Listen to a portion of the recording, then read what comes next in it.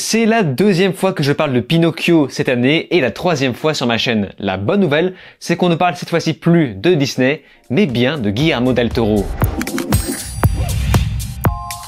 Salut à tous, c'est Vince sur Plot Time. On se retrouve aujourd'hui pour parler d'un film américano-franco-mexicain du nom de Pinocchio de Guillermo del Toro, ainsi que Mark Gustafson. On pourrait presque dire que c'est une adaptation plus dark du conte de Pinocchio de Carlo Collodi, et ça tombe bien car la véritable histoire est apparemment plus sombre. Mais surtout, ce qu'on va retenir aujourd'hui, c'est qu'on parle ici de la première réalisation d'animation pour Guillermo del Toro, raison pour laquelle il a travaillé à plusieurs pour ce projet. Un projet loin d'être nouveau car il était annoncé depuis 2008, et ça remonte, pour finalement arriver en 2022 avec une avant-première qui a été proposée le 15 octobre, et ce au Festival du film de Londres, plus une sortie au cinéma aux États-Unis, pour finalement atterrir dans le reste du monde entier sur Netflix le 9 décembre. Bon, je vous cache pas que je commence un tout petit peu à en avoir ma claque de Pinocchio, notamment pour sa version déconstruite démoniaque de Disney. Donc ici, je donne une chance à Netflix uniquement parce que c'est Guillermo del Toro et rien d'autre. Et peut-être que j'ai raison de donner une chance car les premiers retours sont plutôt positifs, si ce n'est même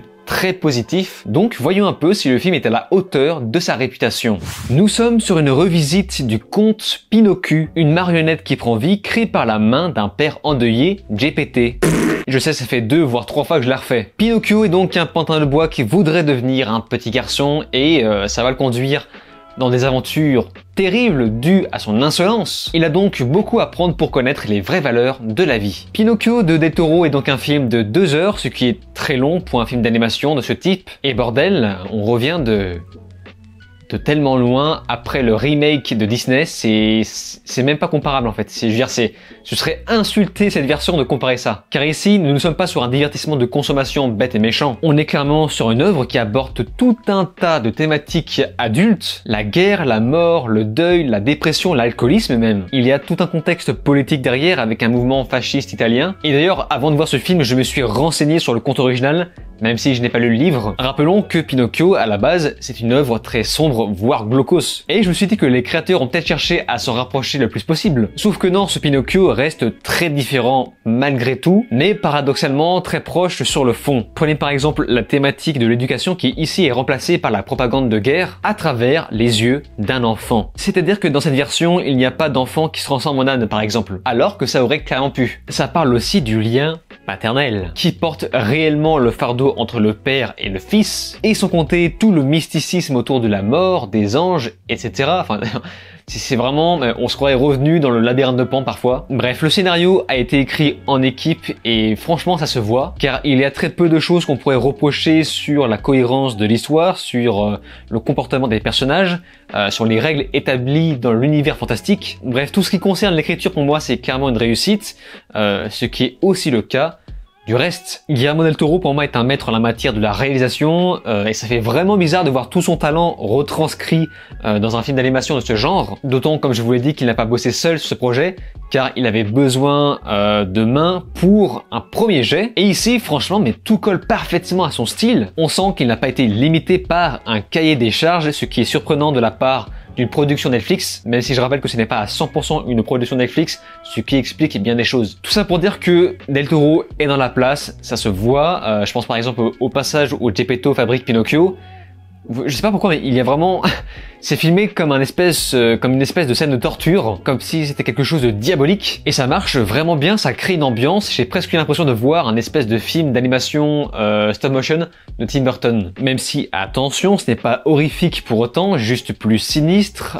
C'est une version plus adulte qui pourrait potentiellement plaire aux plus jeunes. Et concernant le doublage, j'ai vu le film en VF, personnellement, un doublage très correct. N'hésitez pas à regarder le film en VO car le casting est légendaire. Le seul truc que je peux vraiment reprocher à la VF, ce sont les chansons qui ne sont pas terribles par rapport à l'original, parce que je switchais un petit peu pour voir un peu la différence durant mon visionnage. Mais alors pour le reste, dès que j'ai démarré le film, je me suis dit putain la vache, c'est beau. C'est du stop motion, donc une animation faite à base de photos si je ne m'abuse. Les décors sont magnifique, avec un étalonnage fin qui met bien en valeur la qualité de la lumière, une lumière très chaude, très ensoleillée, qui évoque presque le crépuscule sinistre du film, et le reste de l'image met bien en valeur le travail autour de la modélisation des personnages. Évidemment, complètement caricaturaux, cela va de soi. Je vous cache pas que ça a toujours tendance à me faire peur dans ce genre de film, mais ici les animations sont tellement fluides qu'on a l'impression que tout est réel et vivant. Ce genre d'animation est vraiment longue à faire et j'espère que le film recevra un prix pour ça. Alors quand je vous ai parlé de travail d'équipe, c'est également le cas pour la musique, étant donné que le film infuse une pointe de comédie musicale, donc forcément